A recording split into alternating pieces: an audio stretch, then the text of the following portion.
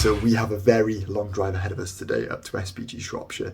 It's about 300 miles and it's going to be worth it. It's a gym that's very close to my heart and it's where I got my purple belt, and I was there for about 2 years.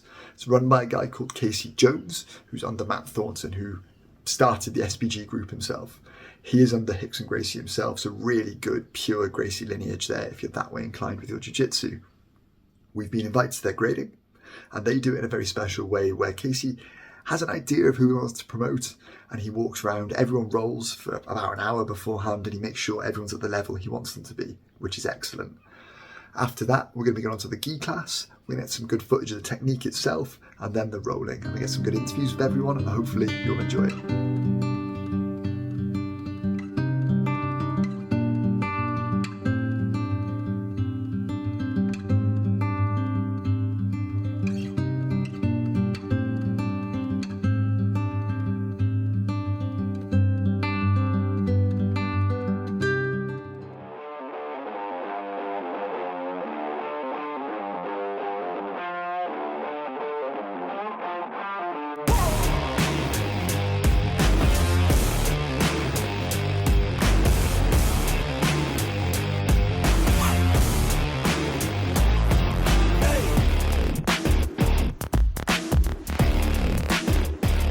An old saying, it's comparison is a thief of joy, right? I think it was Theodore Roosevelt said it originally, doesn't really matter. But it's a very true saying, and it's very easy when you're doing jiu-jitsu to get in your own head, okay, and take all the fun out of it by comparing yourself to other people, okay? When I look at you all and the other coaches look at you all and you're training, we're not comparing you to other people, but we're seeing how you develop, okay? So over the next, let's say, few days, I'd like you all to take the chance to, say, reflect on that, look at yourself with someone else's eyes, and just kind of look at yourselves and see how goddamn good you've all got over the last year. The first one, which is, say, one of the highest belts you can get, and to someone that's put in like a lot of work over the years, like really dedicated, has been training martial arts for decades, has been training jiu-jitsu with me for I think well over a decade now. Has been consistently in the gym and is tough as hell to roll with, not just because he's tough as hell, okay, even though he's I think 75 years old now, okay, just because of how goddamn good his jiu-jitsu is. So Neil, would you like to come and get your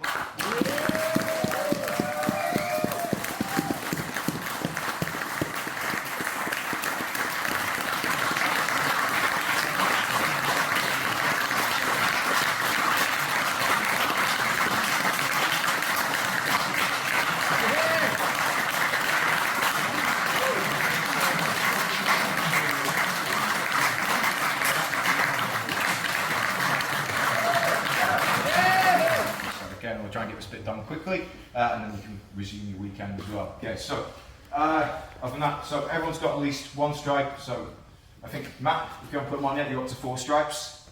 Yeah, already 4. There we go. Okay, so that's great. Sean, you're on to 2. Ryan, you're on 4. 32. John, you're on 4.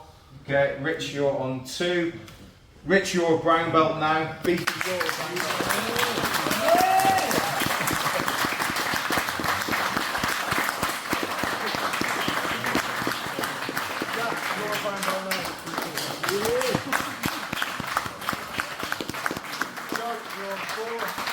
Torsten, you've got a stripe already. Sean, you're up to 4. Okay, JJ, you're on 4. Ollie, you're a brown belt now.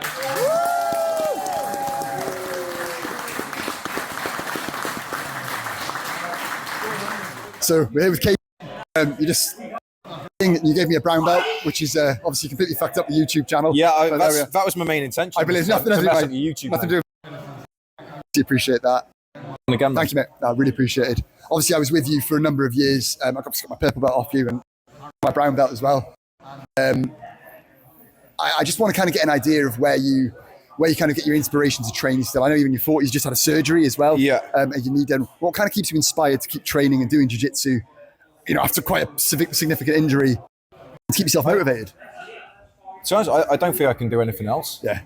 Like it still excites me. Like I still think about jiu-jitsu constantly. I love watching like people grow. Like I love coaching. I love training. I suppose that's it. Yeah, I really love what I do. Yeah. I think that's key. Is I went to there's an Australian black belt called John Will, who, if anyone gets a chance to go and train with him, just please do. He's amazing. But one of the things he said was, don't do what you love what you do. And I think you do need to get it that way around. Like, you have to find ways to love the hard parts, reframe stuff in your mind, be more positive about it. And I think when I go through any hard times and it starts to be a struggle, I start to do that, try and love what I do as opposed to do what I love. And yeah, it's very rewarding as well. Like, it gives you a lot in a lot of areas. I think for me, like, I don't really value money, so I like to find other things that I do value, and I like to put my effort into those. You're doing it for the love of it, like. Yeah, I mean, obviously, like, it's nice to get some. It's nice to get, like, money from doing something, but, like, for me, it was a lot more to life than that. And I think the real test of it is obviously when we had, like, lockdowns and, like, the gym was losing money every month, and I was paying more to keep it open than it would be worth otherwise. It didn't really occur to me to close it. I just wanted to be back doing it. So yeah, I think that gave me really showed me, like, how much I love doing it. And honestly, I couldn't imagine doing anything else. So yeah. It's part of you. And this is my next question. Really, was when you kind of started training. I know it was about 20 years ago, wasn't it? Your first. 2004 was my first Jiu-Jitsu class. Yeah, so 2004, January 2004. So just over 20 years. I've done kickboxing and rugby a bit before that, so I've done some sport. But yeah, for Jiu-Jitsu, 2004. And you come from, oh God, like Jiu-Jitsu royalty, really. You were Matt Thornton, and you had, like, Gunnar Nelson as a training partner. Yeah. So serious Jiu-Jitsu at the start then. Yeah, I think so. I think I'd wanted to do Jiu-Jitsu for a while. And so how'd you even know about it then? It wasn't. Well, the first UFC was around when I was like 16, maybe. Yeah. So I'd wanted to do it for men, but then I'd been to traditional jiu-jitsu clubs, and I was like, just from playing rugby, I was like, well, I can beat these guys in the fight. So, like, I thought maybe it just doesn't work, like it's marketing ploy someplace. And then I went to maybe like a couple of Brazilian jiu-jitsu clubs, and, like, the early ones, obviously in this country, didn't really have the level. I didn't find they were better, but not much better, and so I'd kind of written it off, really. So I started kickboxing. And then I'd wanted to do MMA. So I went to SBG when I moved to Manchester for university. And Carl was like, obviously, like, well, you've got to do jiu-jitsu. And I was like, I've tried it, it's not really for me. And he's just like, look, he kept going on about it. And I was like, I'll do a class to shut him up. And then I did a class with him, and I was like, this is what I wanted. And then I think, like, from that first class, this is everything which I thought it was going to be. And everything else sort of drifted away then. You've used that kind of, I don't want to put words in your mouth. Obviously, I know you so well, and I've trained with you for so long. You use that kind of jiu-jitsu that's disseminated down from Hickson Gracie, Matt Thornton, Carl, obviously Matt Inman, yourself, people like that, and you use that to teach the students you have here. Yeah. And do you think that kind of pure lineage, does it matter to you? Do you think it's really important, or could you have started somewhere else and still been as good as you are, do you think? I mean, I don't think so. Like, I had tried a couple of other Brazilian jiu-jitsu schools. Like, I went to Gracie Barra, and I went to, like, another MMA school which was doing jiu-jitsu, and it just wasn't for me. I was like, I see more beauty in some of the gi stuff now, but when I first started, someone trying to wrap a lapel between my testicles wasn't really my thing. That wasn't what I was looking for. I was looking for jiu-jitsu that was going to be functional in combat. And it was. I think from playing other sport, there was a big concentration, especially in kickboxing, because it's very limited in what you can do. So you really concentrate on the fundamentals and the simple things of that art. And it was the same with rugby. Like, my old rugby, you have to do the fundamentals. That's exactly what I got when I started training with Carl. It was all about fundamentals, doing simple things over and over again. I don't really differently to what I got taught now. That stuff works, and I think how you organise training then's important, and there's different coaching and management which have to be taken into account. But it was a really, I think the SBG I walked into was just decades ahead of where people were in terms of training and being able to incorporate, let's say, do jiu-jitsu that would be, you could do it in a gi, no gi, MMA for an actual fight. And I think that's what I wanted. It was something that would transcend those barriers and basing it on fundamentals, which is what we always talk about, was a way to do that. I remember going to a seminar with you in Manchester a couple of years ago. I think either yourself or Matt Inman, who I obviously know you two are very close. You said if it doesn't work, if the technique doesn't work slow, it doesn't work at all. And I really like that. And it's something that stuck with me. It's real fundamental. It's not flashy. It's just real basic stuff that doesn't have to be pressure, but if you can do it slowly in slow time, get that resistance to people, it'll work in quick time. It'll work in MMA. It'll work in no-gi. Yeah, I really like that. I think it's something that I think a bit of the mentality of jiu-jitsu players is sometimes wrong. And this is part of the thing that I didn't really gel with other gyms, was it was always, we've got to go harder, faster, stronger. It's like, it's not a fast sport. Yeah. So why would you play it fast? Like in rugby, we have different positions and we maximize the people that can go fast and ones that can't. And you can't just train everyone to do everything as fast as possible. What you want is it to be technically correct, and then you can always add speed later. I mean, Absolutely. What we talk is non-attribute based training. So it should work for anyone without, basically regardless of kind of speed, strength, effort put in, your flexibility. And if it works for that, it will be able to transcend. And obviously when you put in flexibility, speed, strength, more pressure, it will work better. Go back to yourself, you're starting 20 years ago, 2004, what advice would you give yourself to then compared to now that would help you? John, I get this question all the time, and in one way, nothing, because I know that I wouldn't listen. Because, because everything that I would tell myself, I was told by my coaches, but it still didn't matter then, did it? Yeah, you can't, it goes in your ears, but you don't hear it, or you don't really listen until you're ready for the message. Well, what would that advice, obviously you have new starters, this is probably quite an easy question for you to answer, but what advice would you be giving to people just starting jiu-jitsu that you could have given to yourself? Most of all, relax. Like, don't worry. I think that'd be my main advice for life. Like, just don't worry. Like, the only thing I would do differently my entire life was I just worry less. I think if I hadn't worried, and because when you worry, it doesn't just bother you now, it alters your behavior in ways that makes you do silly. You know, like when you see a white belt struggling, it's usually because they're worried about something. They're worried that, you know, they're not impressing you. They're worried that they're not progressing fast enough. They're worried that other people are getting faster than them. You know, comparing themselves to other people. Just don't worry about it. But like I say, it's easy saying it. It's much harder to put that into practice. So I keep saying the message over and over again. And then eventually they'll be ready for that message, and it'll go in. And, you know, that has to be through training. The only way to do that is to train a lot of hours. The more you train, the less you worry about those things, and the more you start to see things for kind of what they are. Like, some people will get that straight away. The best thing about Gunnar Nelson, I noticed when I first started training him, he just didn't worry about anything. Just as chill. Just really relaxed and is super good. Like, he was always special. And I've only felt that really with a few athletes over the years. I rolled with Keenan Cornelius when he was a blue belt. He was like the same. He was just very relaxed. Like immediately didn't worry about it. I think with them, like, it helps when you start when you're younger. I think they were both about 16 when I trained with them. And I was a very stressed out sort of guy in my 20s with real life problems. It was, and you take those problems onto the mat with you. And, you know, sometimes when you're younger, you haven't overthought everything yet. And I think that's beneficial. But I mean, some young people worry as well. They're definitely two very special people anyway in terms of athletics. And I think mentally that's it, is, you know, maybe not getting in your own head too much or overthinking things. Who would you see? You've said about your coach, I don't want to keep you too long, but you've said about your coach having a good mind for it. And I hope you give yourself credit for the way you think about it as well. It's obviously very insightful. And it's nice to have that kind of introspection of the kind of mechanics at a mental level for jiu-jitsu. I think a lot of people kind of miss out on. There's a lot of physical, but being able to look at it like that, but even simple things like energy management and the way you're training is really good to hear, and have it for the video as well. So I'm hoping other people will hear that and take away from it. But yeah, mate, honestly, Casey, thank you so much for this, mate. I really appreciate it. And yeah, thank you, brother. Yeah, thank you for coming along. And well done on your belt again. Thank you, brother. So we are in our lovely Airbnb in Shrewsbury. As you can see, the grading was quite eventful. I got my brown belt, which has completely fucked up my brand, but there we are. Luckily, I didn't order any t-shirts for you guys. That grading wasn't in the gym we're looking at. They're in a separate gym that Casey, the guy I was talking to, runs. That gym is lovely. It's very nice.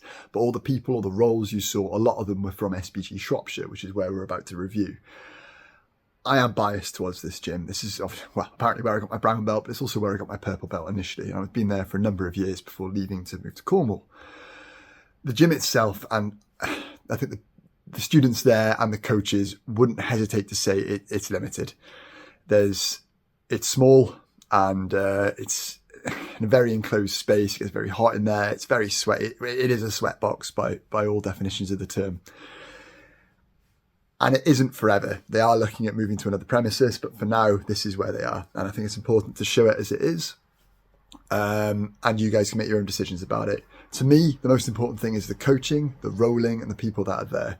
Facilities are low down on my list of priorities, and that will be reflected in my conclusion and my recommendations. But obviously, we're going to show you what is there, and then it's up to you to make your decisions about this gym. Obviously, I'm biased. I'm not going to deny that and try and make it look like something it's not, but let's look at it's a gi class tonight. Let's look at it objectively and we'll go from there. Let's roll. So our first session is a white belt class run by Mikey. Really fundamental stuff. We've got a lot of new starters here, so they're going to benefit from doing mount escapes, really simple things like that. Sean, the other brown belt, is helping as well. We're then going to have wrestling and then Casey's gi session. Parking is obviously limited, but there is more round the side down there, which is promising. You can go 20 or 30 cars down there after kind of 5:30, which is obviously when the classes are, so that's absolutely fine. But otherwise, this is the parking. So a little bit of parking anxiety, but it is what it is. Obviously, this is the gym.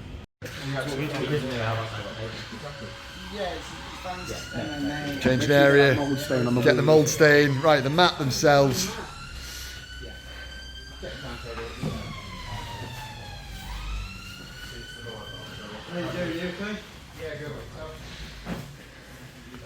Bathroom light doesn't work. Okay.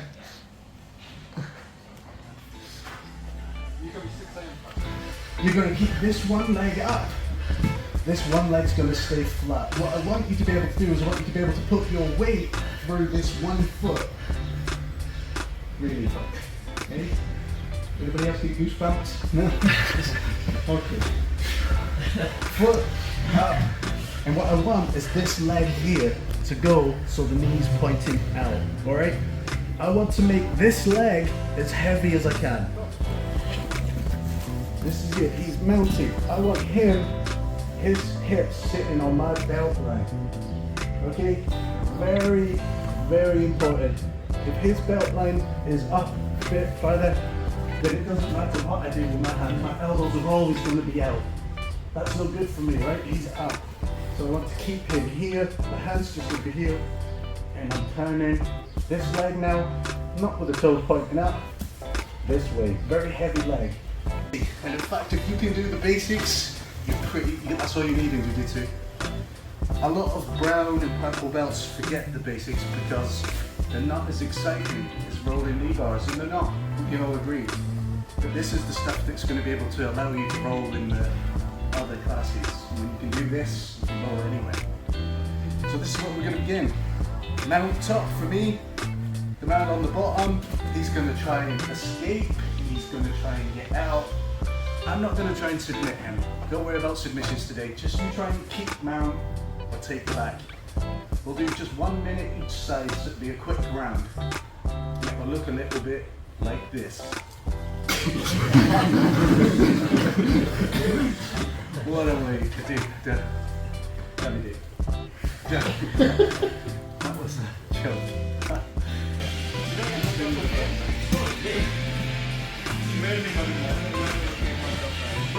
Raised up then. As soon as they start to feel comfortable in one place, they'll start to like raise their height and become a bit stronger, so they get their hips underneath their head. What I want to do is I want to keep them moving around like always, okay? So when I go here, I'm going to make a circle away from the hand that's on his neck, okay? A circle away and just make him take a step there. Now if his head comes down, I'm just going to pocket that, okay? So my shoulder replaces where the hand was, and then I get a chin strap on it. As soon as you've got this, imagine you're going to get your hand, you want to pull with your elbow right back towards your body, so you pull them forwards with it, okay? So you get your control in here, okay?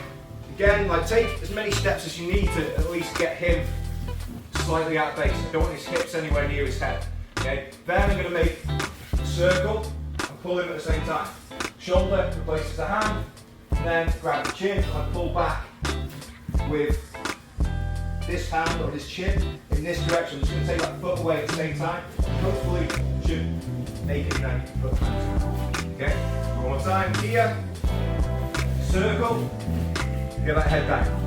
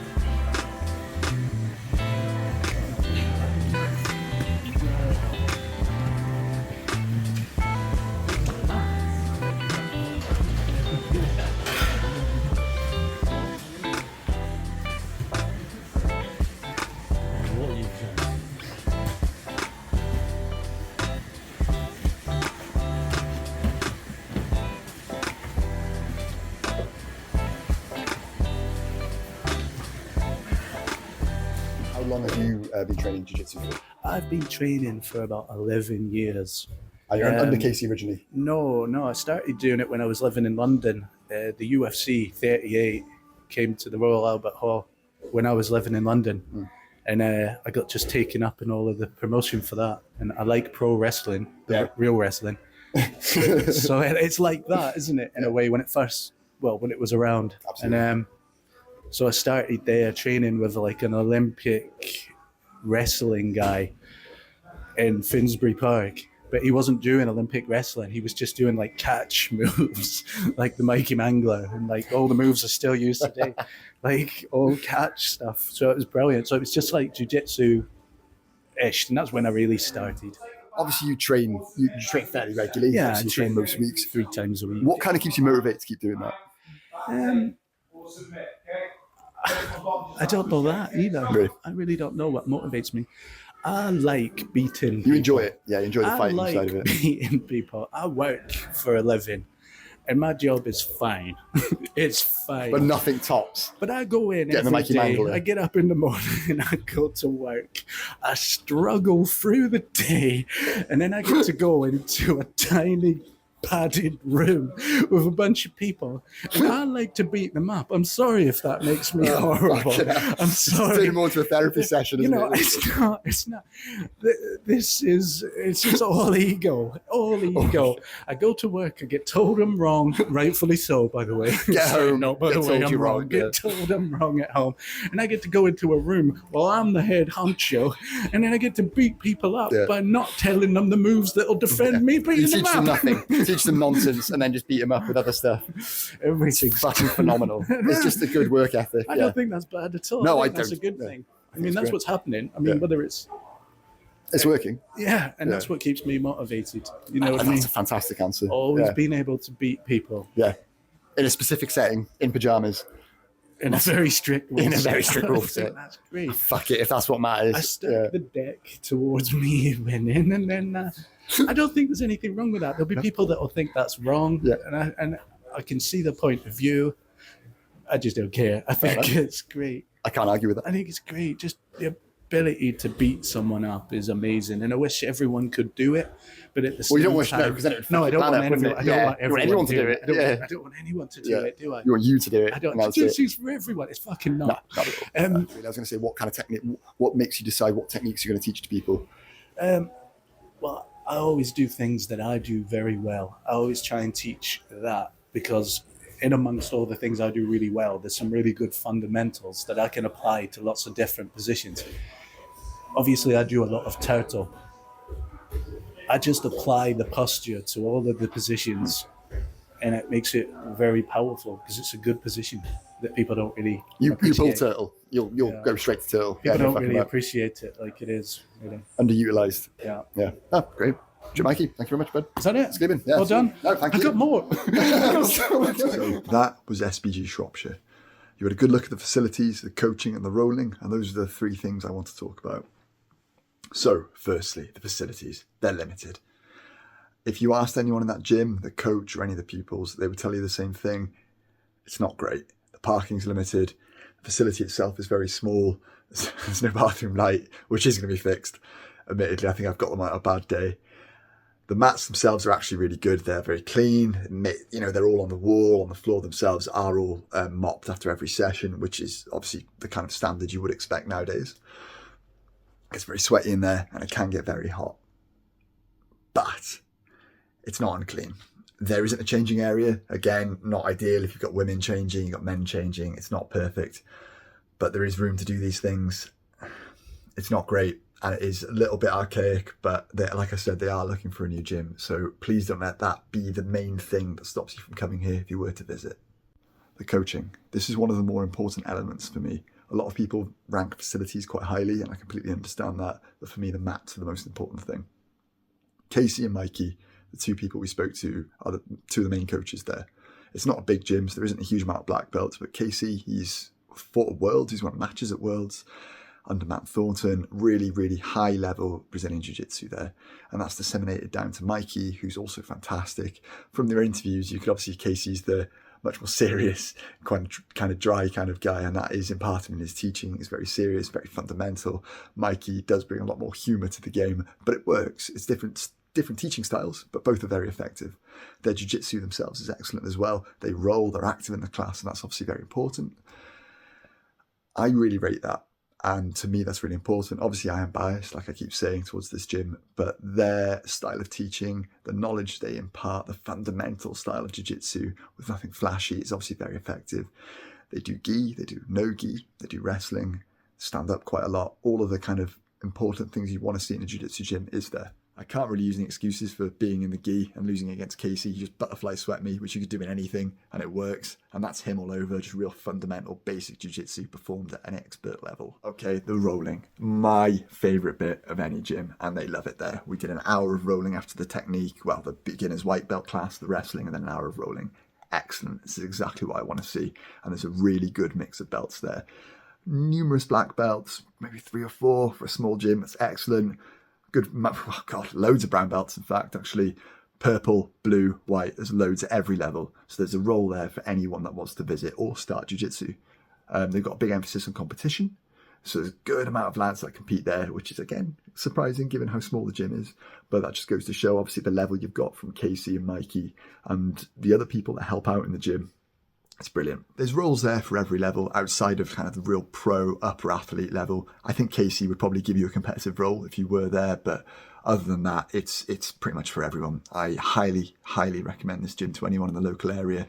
I really think you should check it out, and I think it'd be worth your time. Thank you.